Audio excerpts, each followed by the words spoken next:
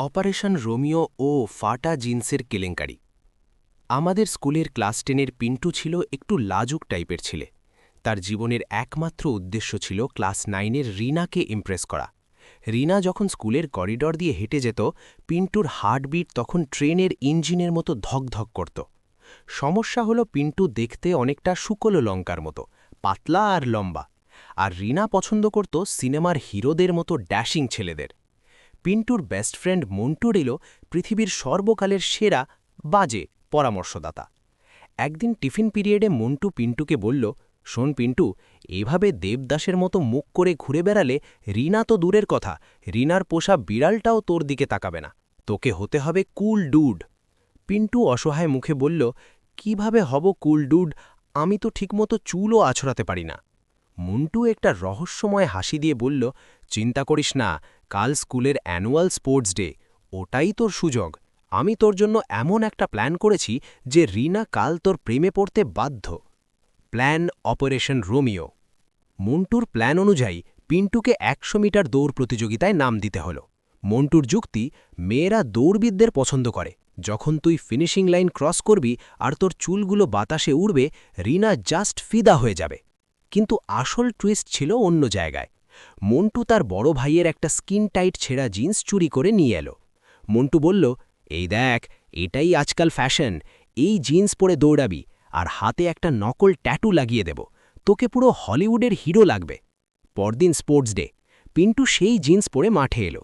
জিন্সটা এতই টাইট ছিল যে পিন্টুর মনে হচ্ছিল তার পায়ের রক্ত চলাচল বন্ধ হয়ে গেছে।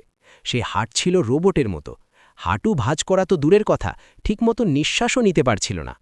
তার ওপর মন্টু তার হাতে কালো মার্কার দিয়ে একটা ড্র্যাগনের ট্যাটু এঁকে দিয়েছে, যেটা দেখতে ড্র্যাগন কম টিকটিকি বেশি মনে হচ্ছিল। রেসের মুহূর্ত। মাইকে ঘোষণা হলো, 100 মিটার দৌড়ের প্রতিযোগীরা স্টার্টিং পয়েন্টে চলে এসো। পিন্টু রোবটের মতো হেঁটে স্টার্টিং লাইনে দাঁড়ালো। গ্যালারিতে রিনা বসে আছে বান্ধবীদের সাথে। পিন্টু আর চোখে একবার তাকালো, বুকটা দুরুদুরু করছে। আমাদের স্কুলের পিটি স্যার, জমদূতের মতো দেখতে, জামরোল স্যার। মাথায় চুল নেই কিন্তু রাগ সবসময় টঙে থাকে। স্যার বাসি মুখে নিয়ে দাঁড়ালেন, হাতে স্টার্টার পিস্টল। স্যার হুঙ্কার দিলেন, on your mark, set. Pintu দৌড়ানোর জন্য যেই একটু নিচু হয়ে পজিশন নিল, ঠিক তখনই ঘটল বিপত্তি। জিন্সটা একটু বেশিই টাইট ছিল। পিন্টু নিচু হতেই একটা বিকট শব্দ হলো, কররথ। শব্দটা খুব জোরে না হলেও পিন্টুর কানে বজ্রপাতের মতো বাজল। সে বুঝতে পারল জিন্সের পিছনের সেলাইটা তার ওপর বিশ্বাসঘাতকতা করেছে। একটা বিশাল বড় ফাটল ধরেছে ঠিক মাঝ বরাবর। পিন্টুর মুখ সাদা হয়ে গেল। এখন কি করবে? দৌড়াবে নাকি সম্মান বাঁচাবে? ঠিক তখনই স্যার পিস্তল ফোটালেন, ডিশ কিয়াম। বাকি প্রতিযোগীরা তীরের বেগে দৌড় শুরু করল। কিন্তু পিন্টু দৌড়াতে পারছিল না।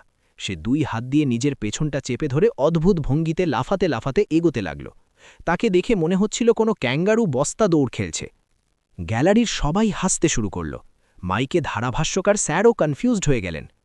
পিন্টু প্রতিযোগী মনে হচ্ছে দৌড়াচ্ছে না, বরং ভরতনাট্যম নাচের কোনো নতুন স্টেপ প্র্যাকটিস করছে। পিন্টু মরিয়াভাবে লাফাতে লাফাতে ফিনিশিং লাইনের দিকে এগোচ্ছে।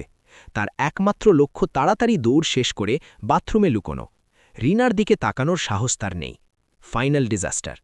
ফিনিশিং লাইনের ঠিক পাশেই জামরুল স্যার দাঁড়িয়েছিলেন হাতে গরম চায়ের কাপ নিয়ে। পিন্টু তখনও হাত দিয়ে পেছনটা ঢাকার চেষ্টা করছে। ব্যালেন্স রাখতে না পেরে ফিনিশিং লাইনে এসেই পিন্টু সোজা গিয়ে ধাক্কা মারল জামরুল স্যারের বিশাল ভুঁড়িতে। ধপাস। পিন্টু এবং জামরুল স্যার দুজনেই মাটিতে গড়াগড়ি খেললেন। স্যারের হাতের গরম চা গিয়ে পড়ল ওনার চকচকে টাক মাথায়।